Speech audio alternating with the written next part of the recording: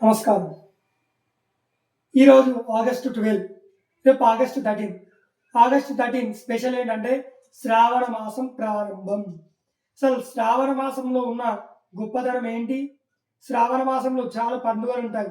ఆ పండుగలు ఏంటి? శ్రావణ మాసంలో కొన్ని వారాలు ఉంటాయి, కొన్ని రోజులు.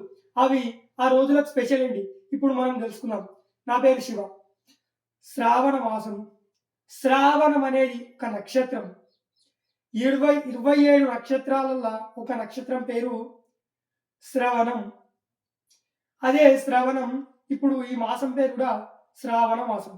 అసలు ఈ మాసం స్పెషల్ ఏంటంటే శ్రీ మహావిష్ణువు. శ్రీ మహావిష్ణువు ఇదే నక్షత్రం అన్నమాట, శ్రవణ నక్షత్రం. అందు గురించి శ్రావణ మాసం కొంచెం స్పెషల్. అయితే వారాలు అయితే ప్రతి వారం స్పెషల్. శ్రావణ మాసంలో ప్రతి వారం భక్తితోటే చేయాలి. కాకపోతే సోమవారం శివునికి చాలా ప్రీతికరమైన రోజు. కొన్ని శ్రావణ మాసంలో కొన్ని సోమవారాలు 4 వస్తాయి, కొన్ని 5 వస్తాయి. సోమవారంతో స్టార్ట్ అయితే 5 వస్తాయి, కాకపోతే 4 వస్తాయి. శుక్రవారాలు కూడా అంతే. శుక్రవారంతో స్టార్ట్ అయితే 4 వస్తాయి, 5 వస్తాయి, లేదంటే 4 వస్తాయి. అయితే ఇది స్పెషల్. అసలు సోమవారం ఏం చేయాలి, శుక్రవారం ఏం చేయాలంటే శుక్రవారం వరలక్ష్మి వ్రతం చేయాలి. అసలు 4 వారాలు చేస్తారు, కాకపోతే మనం ఒక స్పెషల్ వారం అనుకుని మనం వ్రతం చేసుకుంటాం. 4 వారాలు, 4 సోమవారాలు అసలు రుద్రాభిషేకం చేసుకుంటే చాలా మంచిది. రుద్రాభిషేకం చేసుకుంటే మనం భద్రంగా ఉంటాం, మనం అనుకున్నది అవుతుంది, కార్యసిద్ధి అవుతుంది, ఇవన్నీ అవుతాయి అన్నమాట. ఇంకోటి ఏంటంటే మంగళవారం. మనం మంగళవారం ఏం చేయాలంటే అమ్మవారికి పూజ చేయాలి.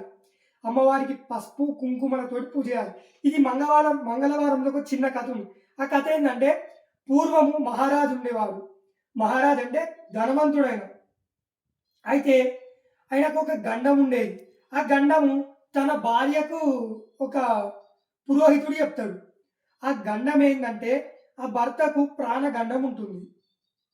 ఆ భర్త ప్రాణగండం ఉంటే అయితే ఆమె చేయదన్నమాట. అందు గురించి తన బిడ్డని చేయమంటది. బిడ్డని ఏం పూజ చేయమంటది అంటే అదే సేమ్ ఇదే మంగళ గౌరీ వ్రతము.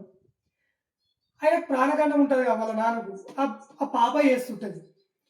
అయితే ఎట్లా చేయాలంటే పసుపు కుంకుమతోటి పువ్వులతోటి అగరబత్తిలు పెట్టి నైవేద్యం హారతి భక్తి శ్రద్ధలతోటి లాస్ట్కు నమస్కారం చేయాలి. ఇదంతా చేస్తే ప్రాణగండం తప్పుతుంది. అవుతుంది, గండం వస్తుంది, ఆయనకి ఏం కావాలో అది అవుతుంది, కానీ ప్రాణం పోదు. ఈ ఇట్లా వ్రతం చేసినందుకు లాస్ట్కు ఆ పాప అడుగుతుంది, అసలు ఇన్ని చేసినా కూడా అయ్యింది కదా, గండం వచ్చింది కదా అంటే గండం వచ్చింది కానీ ప్రాణం పోలేదు. ఈ ఈ వ్రతం అంతగానం పవర్ఫుల్ అనమాట. ఇంకోటి శుక్రవారాలు మనకు తెలిసింది. పండుగలు, ఇప్పుడు మనం పండుగలు తెలుసుకుందాం. అసలు శ్రావణ మాసం అంటేనే పండుగ. ఏమేమి పండుగలు అంటే ఫస్ట్ వరలక్ష్మి వ్రతం ఒకటి, రెండోది రాఖీ పౌర్ణిమ పున్నమ, అది మూడోది నాగపంచమి. అసలు మనం ఎక్కువ పోతే ఇంకా చాలా ఉంటాయి, కానీ మెయిన్గా మీకు చెప్తున్నవి ఇవి చాలా స్పెషల్ ఇవన్నీ. అందు గురించి మనం ఏం చేయాలంటే ఈ మెయిన్గా మనం వాళ్ళు ఎట్లా పాటించారంటే ఈ శ్రావణం, కార్తీకం, భాద్రపదం కొన్ని మెయిన్గా మంచిగా పాటిస్తారనమాట. ఈ శ్రావణం కూడా అందరూ భక్తితోటి పాటించాలి.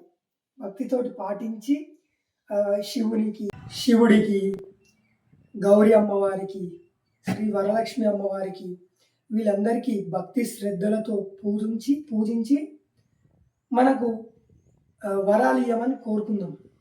ఇంకోటి ఏంటంటే స్పెషల్గా చెప్పాలంటే వీలైతే ప్రతిరోజు కూడా శివాలయంకి వెళ్ళండి. ప్రతి సోమవారం మీకు అబ్బినంత వరకు 4 సోమవారాలు వస్తాయి అనుకుంటున్నా, 4 వస్తాయి అనుకుంటా. ఈ 4 వారాలు కూడా రుద్రాభిషేకం చేస్తే భద్రంగా ఉంటాం. రుద్రంలో నమ్మకం చమకం 2 ఉంటాయి కదా. నమ్మకం అంటే శివుణ్ణి మొత్తం పొగడడం, చమకం మొత్తం 11 అనువాక్యాలు కూడా స్వామి నాకు అదియు, స్వామి నాకు ధనమి, స్వామి నాకు సంపది, ఇవి అన్నీ ఉంటాయి అన్నమాట.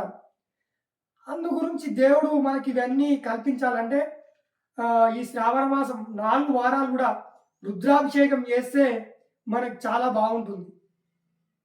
ఇంకా చాలా ఉంటాయి చెప్పాలంటే, కానీ మెయిన్గా మీకు తెలవాలని ఇవన్నీ చెప్పిన. ప్రతి రోజు కూడా గుడికి వెళ్ళడానికి ప్రయత్నించండి ఈ శ్రావణ మాసం. నమస్కారం. జై భారత్, జై హింద్. ఓం నమ శివాయ.